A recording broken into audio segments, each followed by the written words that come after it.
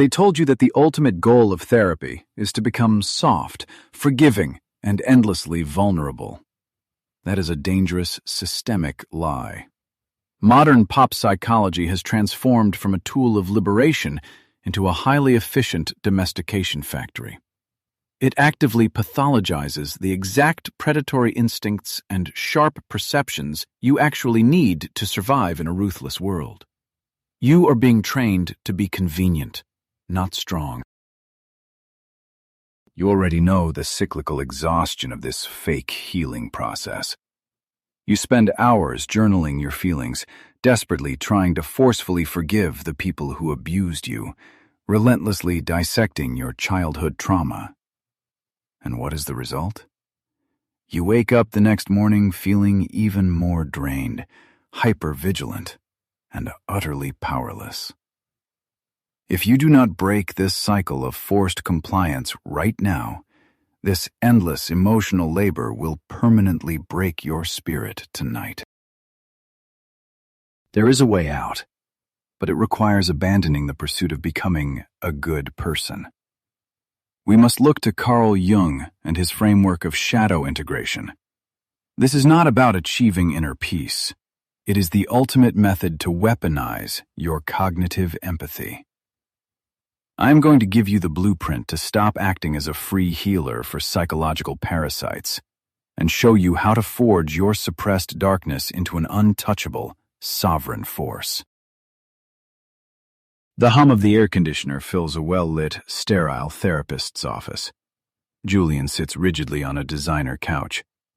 The professional sitting across from him calmly suggests that his complete inability to trust his corporate coworkers is merely a trauma response that needs to be systematically unlearned.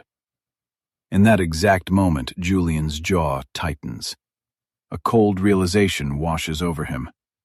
The person being paid to cure him is actually trying to blind him to reality. You have likely felt this exact same cognitive dissonance. You sit in the chair, you listen to the soothing voice telling you to let down your guard, but your body screams that something is fundamentally wrong. Ask yourself this: why does the universal advice to just be vulnerable and open your heart almost exclusively attract the exact type of people who want to ruthlessly destroy you? Why does lowering your defenses always invite an attack? The brutal truth is that standard therapeutic advice operates almost entirely on the superficial level of what Jung called the persona, the socially acceptable mask we wear. Its primary unspoken goal is rarely your ultimate personal sovereignty. Instead, it is designed for your frictionless reintegration into the collective herd. It seeks to mold you into a compliant, agreeable citizen who absorbs abuse without causing a disruption in the system. When modern self-help culture demands that you indiscriminately lower your walls, it deliberately ignores the darker half of the human psyche. Telling a highly perceptive individual to be vulnerable without first teaching them how to fiercely integrate their own predatory instincts is not an act of psychological healing. It is an act of sabotage. It is the equivalent of completely disarming you and then dropping you into a jungle filled with apex predators. Carl Jung understood that true individuation is a brutal, solitary process that will inevitably put you at odds with a sanitized society. It requires the terrifying acknowledgement that your deep suspicion is not a clinical disorder to be medicated away. It is a highly calibrated evolutionary radar. But if your ability to see the darkness in others is actually your greatest strength, what happens when you finally stop apologizing for it? When Julian realized his therapist was actively trying to blind him, he stumbled upon a much larger, systemic lie. You see it every night. The glow of your phone illuminates a dark room as you scroll past endless, pastel-colored infographics preaching toxic positivity and demanding that you hold space for everyone's trauma. Your stomach turns. You feel a sickening disconnect between these soft platitudes and the harsh, predatory reality of your actual daily life. You look at these posts and feel a cold detachment. Society tells you that to be a good person, you must absorb the pain of others. When you refuse to bleed for them, the clinical establishment slaps a label on you, pathologizing your emotional armor. But what if your ability to completely understand someone's pain without actually feeling sorry for them is not a sociopathic trait? What if it is, in fact, your greatest psychological achievement?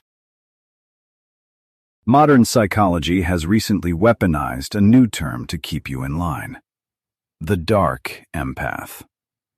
They use this label to describe individuals who possess high cognitive empathy, but extremely low affective empathy.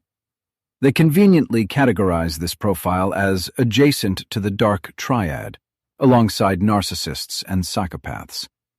This classification is not a medical diagnosis. It is a profound misinterpretation designed to stigmatize psychological mastery. Let us look at this through the uncompromising lens of Carl Jung.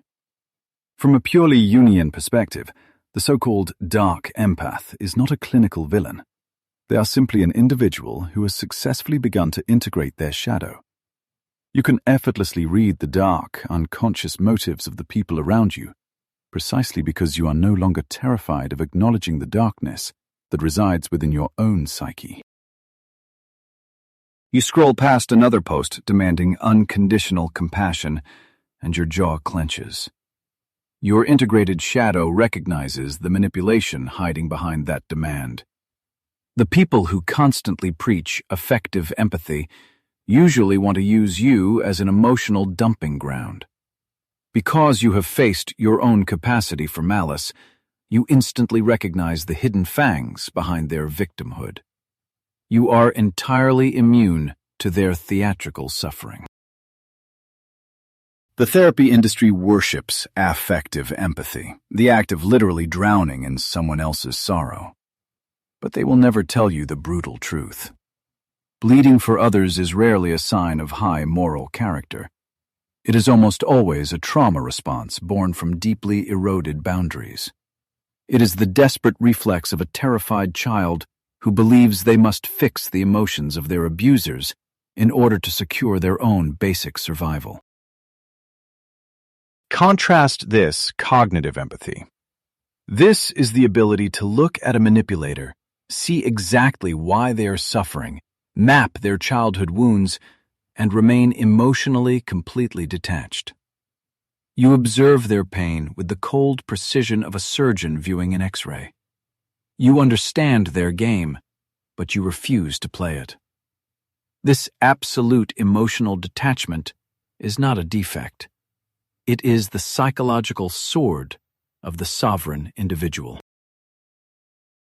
When you stop letting pop psychology domesticate your mind, you realize your coldness is a highly evolved shield. But this realization immediately creates a terrifying conflict with the people who demand your compliance. They will use the ultimate weapon of the modern morality cult against you. They will demand your total, unconditional forgiveness. And navigating that trap requires an even more ruthless application of your newly integrated shadow.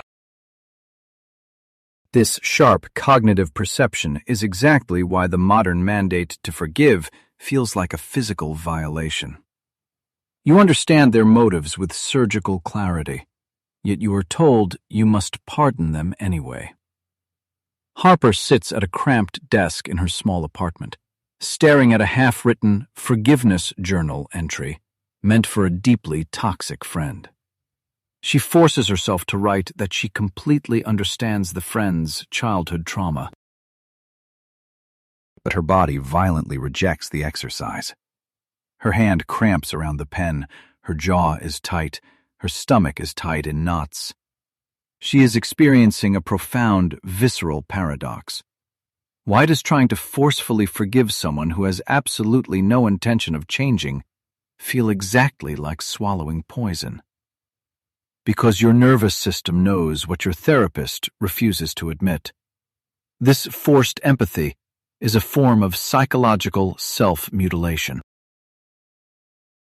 The cultural mandate to forgive and let go is not a path to inner peace. It is a highly effective mechanism of social control. It is designed to keep the system running smoothly by shifting the entire burden of moral resolution from the perpetrator directly onto the victim. Society demands that you, the injured party, perform the exhausting emotional labor of processing their sins, so that the aggressor never has to face the consequences of their actions.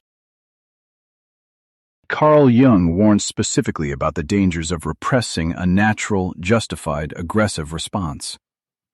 When you force yourself to smile and forgive an active threat, you trigger enantiodromia, the inevitable emergence of the unconscious opposite.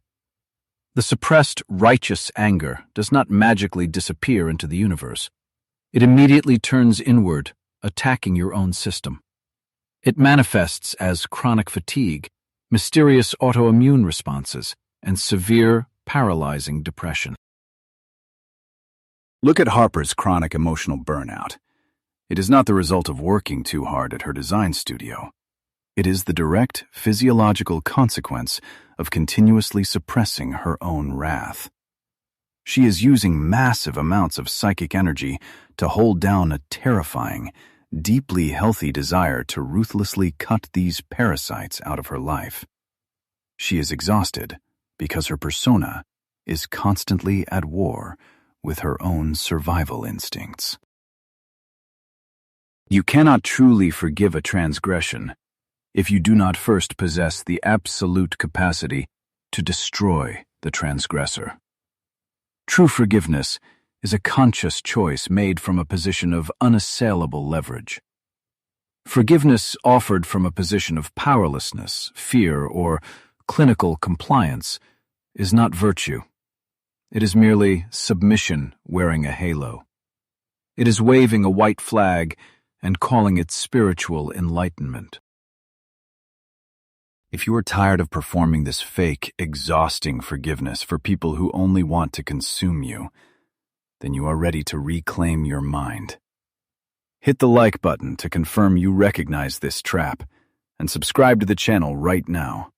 Join the rebellion against sugar-coated psychology. Leave a comment declaring your refusal to carry their shame. In the next chapter, we will learn how to turn this realization into an active weapon. We have dismantled the lie of unconditional forgiveness. But insight without action is just another form of anxiety. If forced forgiveness is the poison of the weak, what is the antidote of the strong? How do you move from simply understanding the predator's game to actively shutting it down? To do that, we must return to Julian and observe exactly how the integrated shadow is deployed in the wild. We know forced forgiveness is poison.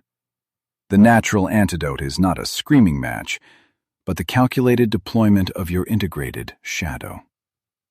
Harper realized she could not fake her way to peace, and the rejection of that clinical lie demands a replacement. If we are no longer submitting, how do we actively fight back? We must step into a space where the rules of polite society are weaponized against the very people who exploit them.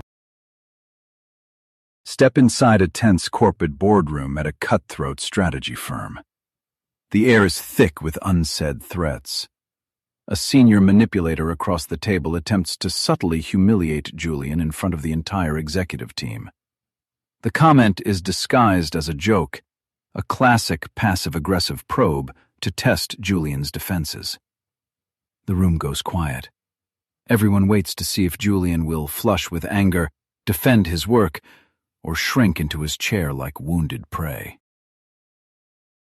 Standard therapy would have Julian process his feelings later, or pull the aggressor aside to express how the comment made him feel. But Julian does neither. This brings us to a terrifying, necessary paradox. How do you completely neutralize a psychological predator in real time without ever raising your voice, without defending yourself, and without playing the victim? You stop acting like prey and start utilizing the mechanics of the mind. Modern psychology insists that you must set boundaries by clearly explaining your emotional state. They tell you to use vulnerable statements about your feelings. This is suicidal advice in a predatory environment. Explaining your feelings to a manipulator does not generate empathy. It simply hands them a detailed, high-resolution map of your deepest vulnerabilities.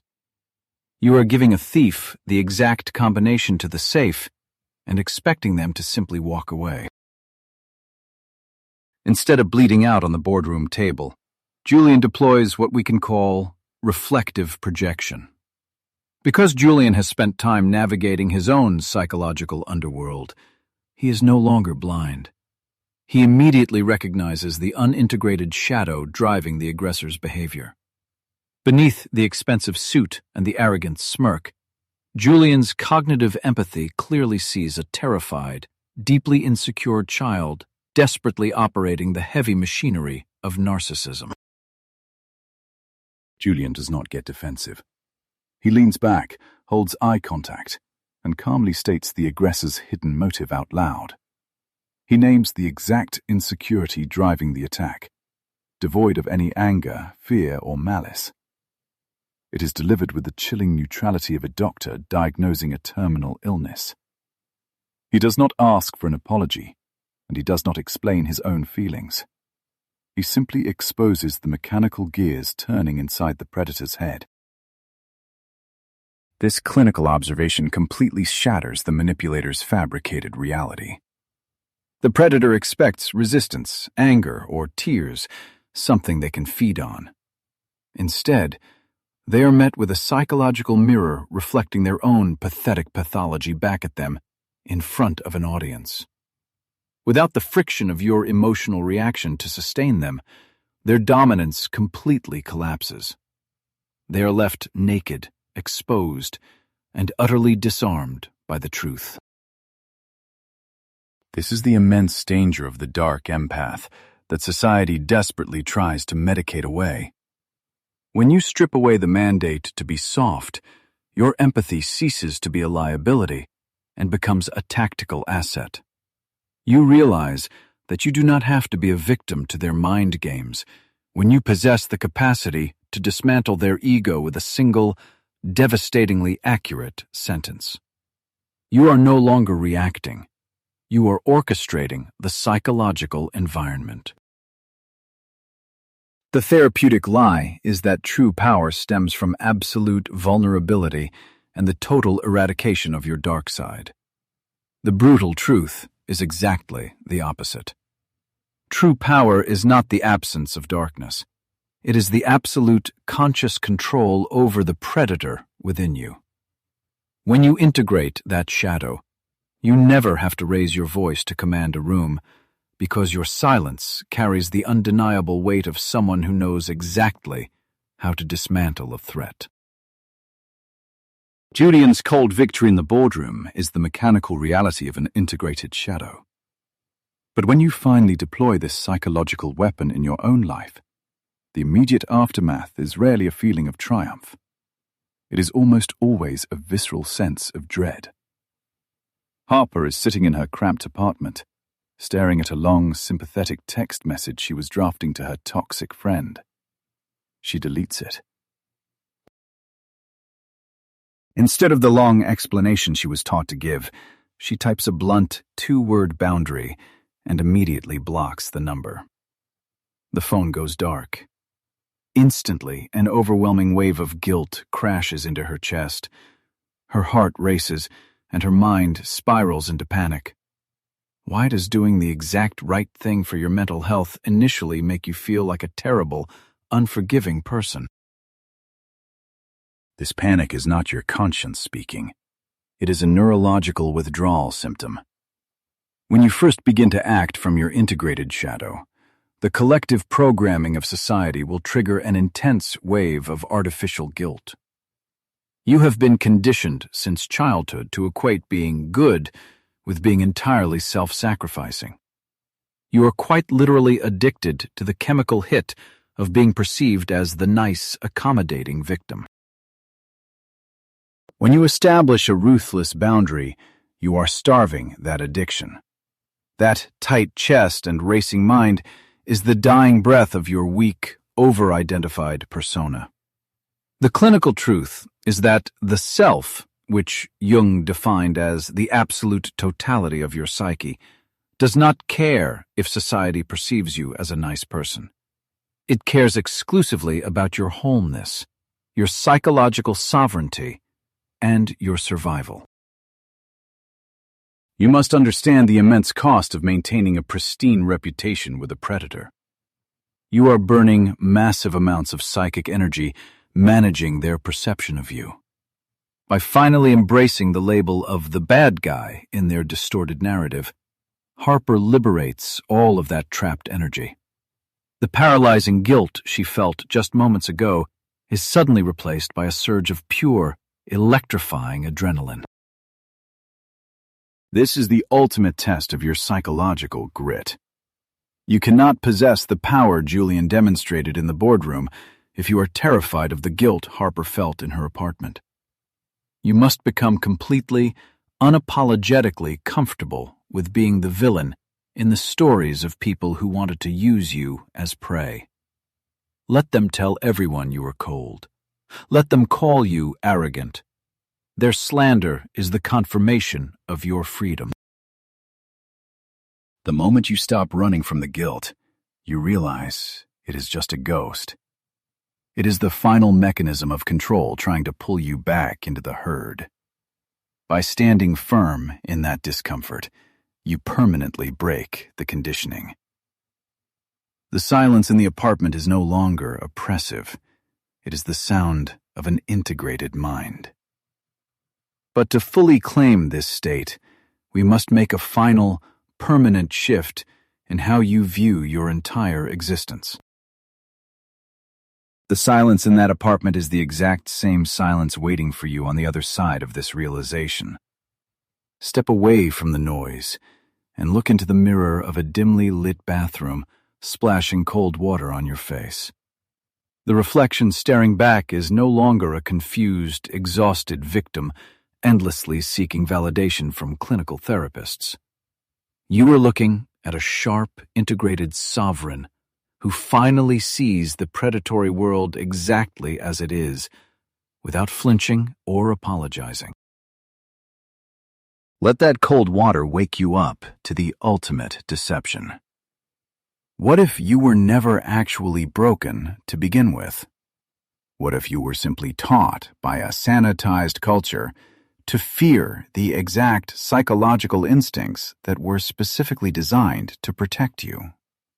The entire industry convinced you that your deep perception of malice was a sickness that needed to be cured. But you do not need to be cured of your sharpness. You need to master it, to wield it with absolute, unapologetic precision. Any philosophy or therapy that demands you amputate your predatory instincts in the name of healing is a slow, methodical psychological death. A person gains absolute psychological sovereignty only when they completely stop apologizing for their capacity to see the darkness in others. More importantly, you must stop frantically denying the darkness residing within yourself. Your shadow is not an illness. It is the heaviest, most formidable armor you possess against a manipulative society. They tried to convince you that your empathy is a fragile flower, requiring a perpetually safe space. But that is a lie designed to keep you weak. Your cognitive empathy is a highly calibrated radar engineered for a psychological war zone. It allows you to see the terrified child hiding inside the narcissist and the desperate coward hiding behind the bully. You are no longer required to bleed for them. You are now authorized to weaponize your perception and strip them of their power. To finalize this psychological alchemy, you must physically anchor your new identity in reality. Go into the comments below this video right now and type this exact manifestation. I own my darkness. My empathy is my sword, and my will is law. Do not write this for an algorithm. Write it as a brutal, binding contract with your own integrated mind.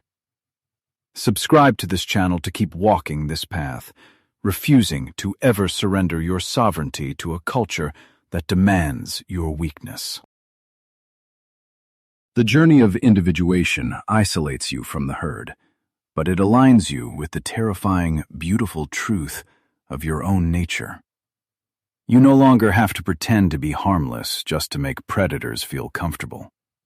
Wear your integrated shadow like a crown, and let the manipulators of the world shatter themselves against the impenetrable walls of your mind. Until next time.